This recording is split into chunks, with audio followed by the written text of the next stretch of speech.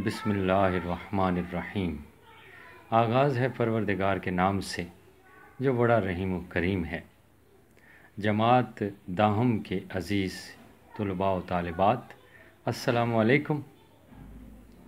آج ہم بات کریں گے آپ کی درسی کتاب کے حصہ نثر کے حوالے سے، اور اس کا پہلا سبق ہے مرزا محمد سعید، جو کہ لکھا ہے شاہد احمد دہلوی نے۔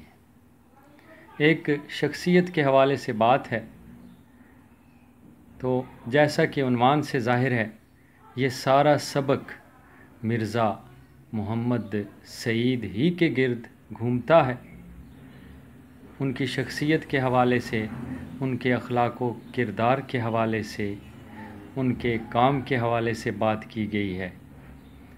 تو بالکل اسی طرح جیسا کہ آپ کی رہنمائی کی جا رہی ہے، آپ نے اس کا خلاصہ تیار کرنا ہے۔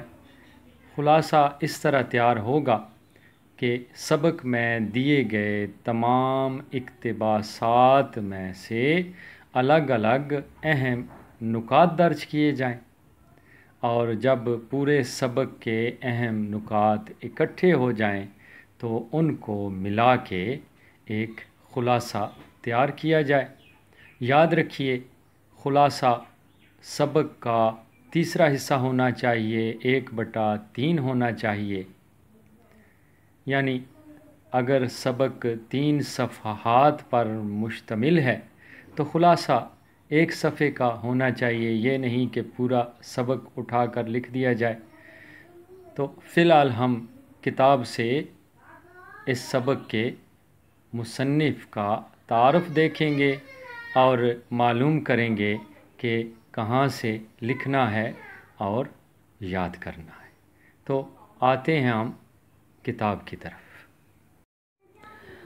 عزیز طلباء و طالبات، شاہد احمد دہلوی کا تعارف آپ کے سامنے ہے، اور سن پیدائش لکھی ہوئی ہے 1906 اور سن وفات ہے 1967۔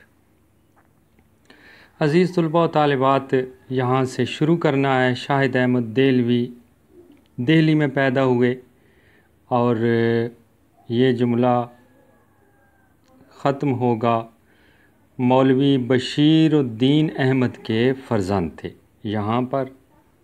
اس کے بعد قیام پاکستان کے بعد شاہد احمد دہلوی کراچی منتقل ہو گئے۔ یہاں سے لے کر حسن کارکردگی سے نوازا گیا، یہاں تک آپ نے لکھنا ہے۔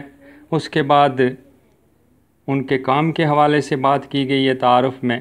شاہد احمد دہلوی زبان و بیان پر کامل عبور رکھتے تھے، اور یہاں سے لے کر ان کی پہچان ہے جناب۔ اس کے بعد آخری اقتباس ہے جس میں تصانیف کے حوالے سے بات ہے، ان کی لکھی گئی کتابوں کے حوالے سے بات ہے۔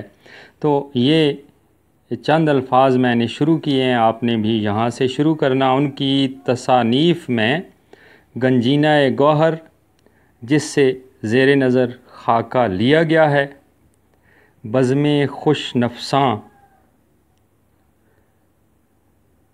باقی آگے چھوڑ دیں۔ بزم خوش نفساں کے بعد اجڑا دیار، دلی کی بپتا اور دھان کے کھیت شامل ہیں۔ یہاں تک عزیز طلباء و طالبات آپ نے لکھنا بھی ہے اور یاد بھی کرنا ہے۔ مجھے امید ہے کہ آپ اچھی طرح سمجھ گئے ہوں گے، اور میری رہنمائی کے مطابق ہی تیاری کریں گے۔ اس کے علاوہ آپ نے اسی سبق کے مشکل الفاظ کے معنی لکھنے ہیں اور یاد کرنے ہیں۔ شکریہ۔